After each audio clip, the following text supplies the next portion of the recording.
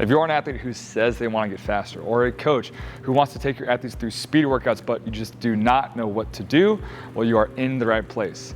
My name is Matt Tomez, and I'm a speed and sports performance coach for youth athletes all the way up to professional athletes working on sprinting and getting faster.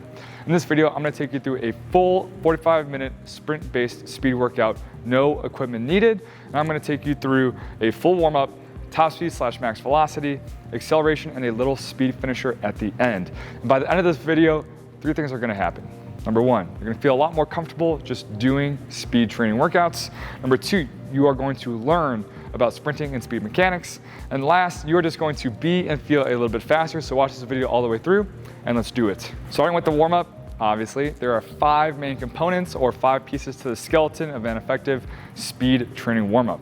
Number 1, general movement. Number 2, your isometrics. Number 3, your jumping landing. Number 4, sprint mechanics. And number 5 is your plyo / finisher. First, starting with 10 ankle rocker squats, really getting those small muscles in the ankle and the feet alive, toes off the ground, driving the knees forwards. Next is our general movement. We do a thigh split skip, 10 yards forwards and backwards, and a high knee karaoke, 10 yards forwards and backwards, but insert 2 to 4 general movements, your shuffling, your jog, backpedaling, anything like that, just to get the heart rate up. Third, our isometrics, or specifically working on those sprinting and speed movement patterns and getting those muscles alive. So first, we have our knee over toe, heel elevated lunge, 10 seconds. Keep driving that knee over the toe until your legs start shaking. We'll go 10 seconds per side. Next, for the hamstrings, super important for top speed sprinting, is our straight leg, single leg glute bridge. Legs almost all the way straight, 1 leg up, hips off the ground, going for 2 by 6 seconds each leg.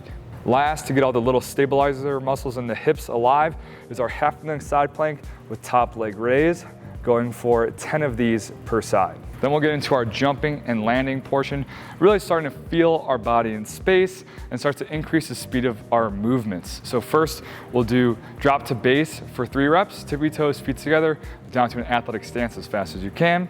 Then we'll do 3 reps, drop to base to vertical jump, down as fast as you can, jump as high as you can. And last, we'll finish that off with 3 of drop to base to broad jump, starting to incorporate a horizontal component to our jumping and landing. Then starting our sprint mechanics part of our warm-up, we'll start with some switches, starting to feel our body in space and getting our thigh switch action really dialed in, getting our hip flexors alive. So first, just a single switch, going for 6 of those, and finishing with 4 triple switches in place. Next, our moving sprint mechanics, we'll start with a triple hop switch for 10 yards. Trying to stay above the ground, getting the ankles alive, and also that fast switching action. And then coming back, we'll go to a triple switch skip. 3 switches plus a bounce, working on that coordination and rhythm, hitting a super nice A position for all 10 yards. Last, to get our body really firing, feeling really bouncy and explosive, is skips for distance, 15 yards, then skips for height, 15 yards, and ending with 2 sets of 5 seconds of quick feet on the line. We're trying to get our nervous system really fast and twitchy and bouncy. Warm-up complete, feeling very alive and bouncy after that. Next, getting into our top speed and max velocity portion of our workout, starting with none other than the Dribbles series. Super fundamental and foundational drill series to feel that high above the ground cycle movement pattern that we have when we're sprinting as fast as we can. So ankle dribbles. You're at the beach, the water is just covering your shoes. You have to lift with your knee, but lift your whole foot, not leaving your toes in the water. Lift your whole foot out of it, in front and down. Up, in front, and down, going for 2 sets of 10 yards. Trying to feel like you're floating while hitting your whole foot on the ground. And the main issues that athletes will have is by lifting their foot without their knee and turning into mini butt kicks. So getting in front of yourself. Next, we'll get into our calf dribbles. So now the water has risen. The water is just above our socks, if you wear half calves, if you're cool, or midway up your shins. So all you're doing is just lift your knees a little bit higher. The whole foot is coming up out of the water, landing with the whole foot, contact on the ground, but still high above the ground, feeling like you're floating, 2 by 10 yards. And last is our knee dribbles. So now the water as high as it can be to where you can actually still run and not fall over. Whole foot contact, high above the ground, feeling like you're floating.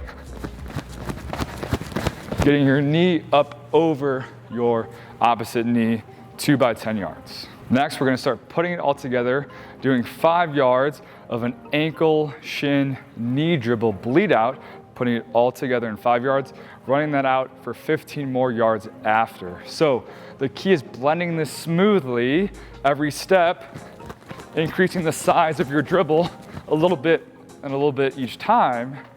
And then by the time you're done with those 5 yards, you're in a super good position to start running out of there. So how fast can you get?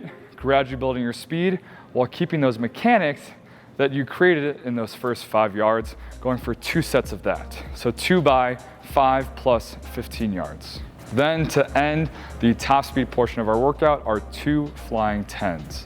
So imagine a 40-yard dash, but you are working your way up to all-out sprinting for the last 10 yards of it. So the first 30 yards is a build-up.